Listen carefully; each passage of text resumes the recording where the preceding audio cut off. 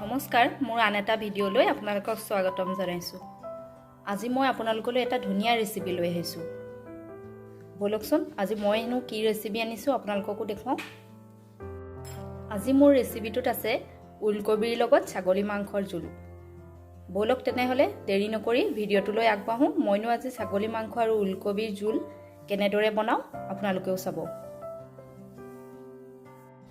মই এখন কেৰাহী পাতি তাতে অলপমান মিঠাতেল ঢালি লৈছোঁ।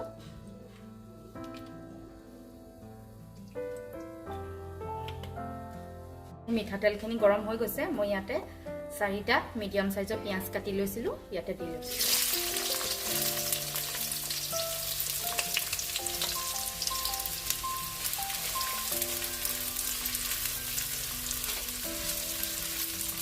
মই পিঁয়াজখিনি ৰঙচুৱা হোৱালৈকে ভাজি থাকিম।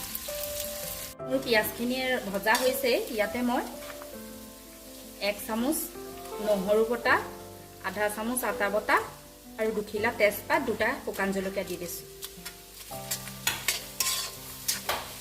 মই আদা নহৰু কেঁচা গোন্ধ যোৱালৈকে এনেদৰে ভাজি থাকিম।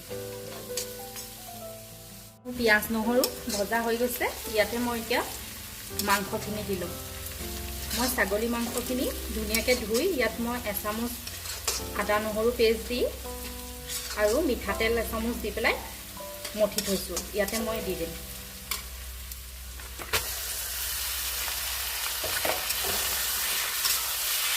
মই 1 ঘণ্টাৰ কাৰণে মঠি ফ্ৰিজত ৰাখি থৈছিলোঁ।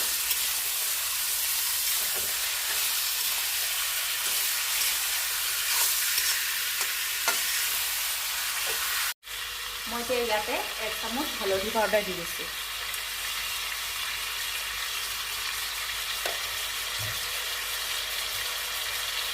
মই জিৰা ধনিয়া তিয়াই 1 ঘণ্টাৰ কাৰণে মিক্সিত পেষ্ট বনাই লৈছিলোঁ, তাৰ মই 2 চামুচ দি দিছোঁ।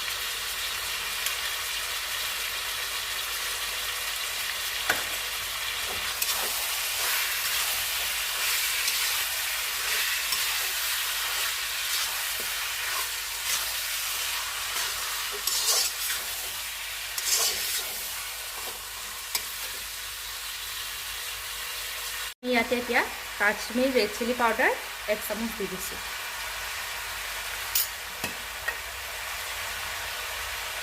নিমখটো আপোনালোকৰ আন্দাজ মতে দিব।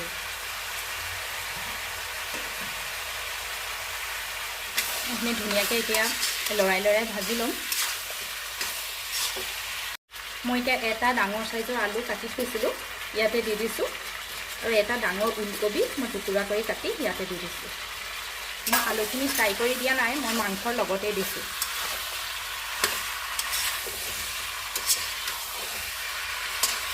মই এনেকৈ লৰাই লৰাই 10 মিনিটমানৰ কাৰণে এনেকৈ ভাজি থাকিম। মোৰ মাংসখিনি ভজা হৈছে। মই ইয়াতে এতিয়া এটা ডাঙৰ সাইজৰ বিলাহী টুকুৰাকৈ কাটি ইয়াতে দি দিছোঁ। আৰু 1 চামুচ গৰম মছলাও দিছোঁ। মই এতিয়া এনেকৈ লৰাই 5 মিনিটমানৰ কাৰণে আকৌ গেছটো চিমত দি সিজিবলৈ দিম থাকি।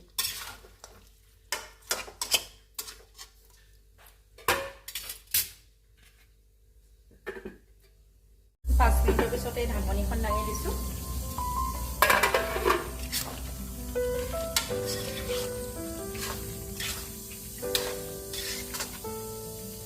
আলুবোৰ অকণ সিজিছে। মই এতিয়া ইয়াতে পানী যোগ কৰি এটা প্ৰেছাৰ কুকাৰত দি 2টা চিটি লগাই দিম।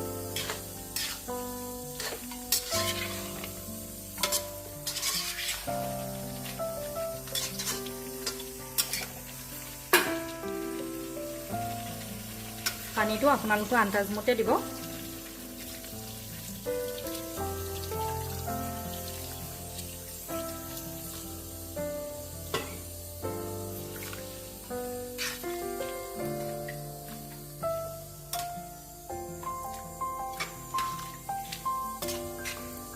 মই এতিয়া এটা প্ৰেছাৰ কুকাৰলৈ দি ল'ম। এটা প্ৰেছাৰ কুকাৰলৈ দি ল'লোঁ। দি মই 2টা চিটি লগাই দিম। 2টা বা 3টা মাৰিব আৰু। এটা প্ৰেছাৰ কুকাৰতে দি এতিয়া 2টা বা 3টা চিটি মাৰি ল'ম। মোৰ ইয়াৰ প্ৰেছাৰ কুকাৰৰ চিটিটো খোল খাই গৈছে। মই এতিয়া গেছটো অকণমান জ্বলাই অকণমান উতলিবলৈ দিছোঁ। ইয়াতে মই কেইটামান ধনিয়া পাত দি দিছোঁ।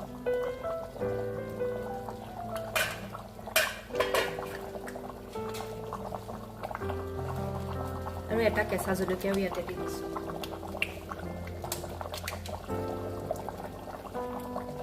লং ইলাচি গুড়ি মই অকণমান ইয়াতে দি দিছোঁ।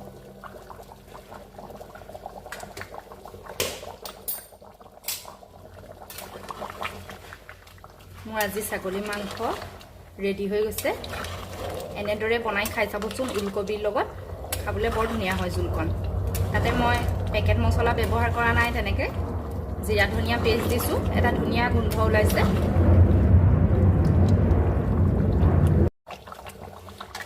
এয়া মাংস হৈ গৈছে, মই এতিয়া আপোনালোকক সজাই দেখুৱাইছোঁ।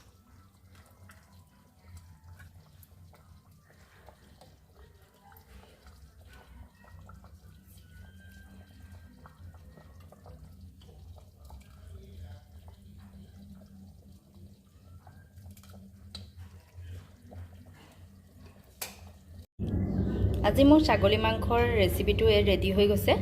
যদি মোৰ ভিডিঅ'টো চাই ভাল পালে লাইক কৰিব, কমেণ্ট কৰিব, শ্বেয়াৰ কৰিব। যিসকলে এতিয়াও মোৰ চেনেলটো ছাবস্ক্ৰাইব কৰা নাই, প্লিজ চেনেলটো ছাবস্ক্ৰাইব কৰি ল'ব। ধন্যবাদ।